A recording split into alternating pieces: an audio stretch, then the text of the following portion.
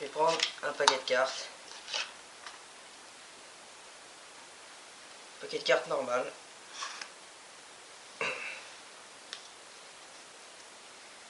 Je vais poser le paquet.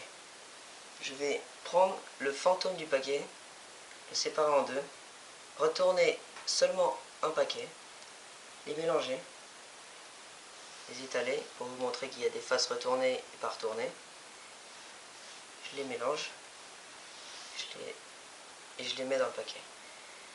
Donc là en fait, si on y croit, il y a des cartes retournées, pas retournées, c'est un peu dans le mauvais ordre.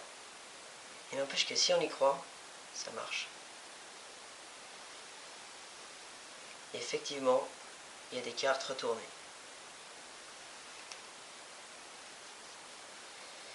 Maintenant, je vais faire la même chose.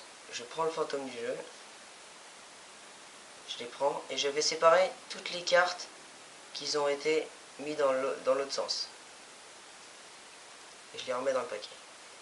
Et ben, n'empêche que si on y croit, ça marche. Et effectivement, toutes les cartes sont remises droites. Maintenant, par exemple, on va prendre la première carte, l'As de cœur. Rien ne me prouve que si je les frotte tous comme ça ne va pas imprimer la Dame de cœur à toutes les autres cartes. Rien ne me le prouve. Mais n'empêche que si on y croit, ça marche. Et effectivement, il n'y a que des Dames de cœur.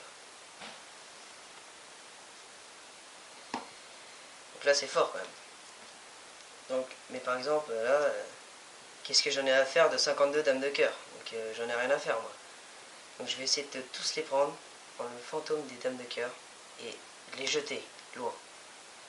Et ben n'empêche que si on y croit, ça marche.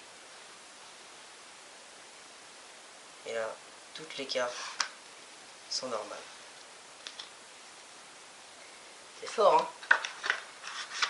Et tenez par exemple ce paquet de cartes. Il n'y a rien d'exceptionnel. Mais qui me prouve qu'en tapant à l'arrière du paquet, quelque chose ne va pas bouger? Juste en faisant ça. Il n'est pas improbable qu'une image, par exemple, se tasse. Donc, est-ce possible que l'image de derrière soit tassée à force de faire ça? Et ben n'empêche que si on y croit, ça marche. Et effectivement, l'image est tassée.